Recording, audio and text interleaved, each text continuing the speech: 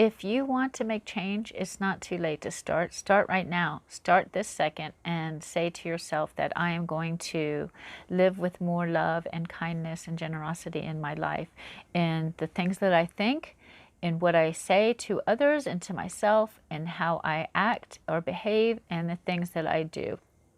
And make that change right now. You know why? Because you're needed. We are needed. We need to change the direction that the world is going in and start repairing this planet and repairing the damage that we've done to humanity and to our neighbors and to animals and to plants, and start holding ourselves accountable and responsible for the way we behave on a day-to-day basis. And it's not hard. All it does is for you to make a choice, for you to say that I am going to stop my behavior. If I have bad behavior, if I'm in anger or jealousy or resentment or selfishness, I am going to choose one of those today to make a change in. And I'm going to work on myself until I make that change. And what you're going to see is going to happen is once you change to the positive, you start bringing more love and light into your life. And you will see that change occur in your life almost immediately. But we all have to be responsible for what we're doing, and we all have to be willing to make that change. I know that if you would have asked me 10 or 15 years ago, I would have said I was too selfish, that I wanted too much for myself, until one day I realized that I actually got more for myself when I started wanting for other people.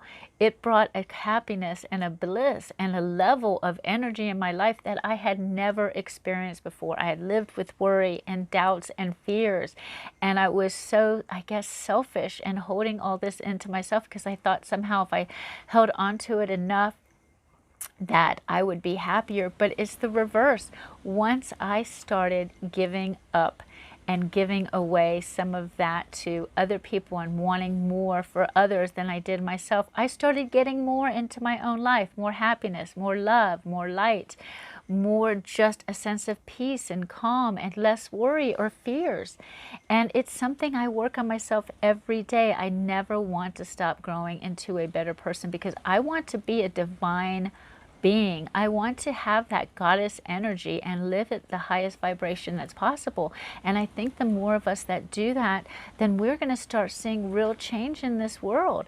So today, see how you can improve yourself. See, there's one thing. Don't expect it to come from anyone else but yourself. Look to yourself and see how you can make yourself greater today. What can you do to improve you as a human, which in turn will improve the world? Because one person can make a difference. If we all thought that one person could make a difference, and we all believe that, and we all made differences in ourselves, then it would be millions of people that would be making that change. Just think of it that way, that you are one, but you are the one that can make a difference. So I encourage you today to look to divine characteristics of divine masculine and feminine, and see what you can incorporate into your life more of. Whatever it is that you can start making that change, and do it a little bit at a time. And also think about how you treat the planet and animals and plants and your community and your co-workers and your family, and start saying that I want to be better. And do things that make yourself better, because you will make a difference in this world and you're needed, and the change is coming. So don't you want to be part of it? I do. I want to say when I die that I continued from this day forward to the rest of my days to try to make the world a better place. And whether that is in things that I say to other people or how I act or whatever I do, I'm going to strive to do that each day until the day I die, because then I know that I can die knowing that I did everything I could to leave this planet better than how I came into it. I encourage you to find that strength within yourself as well.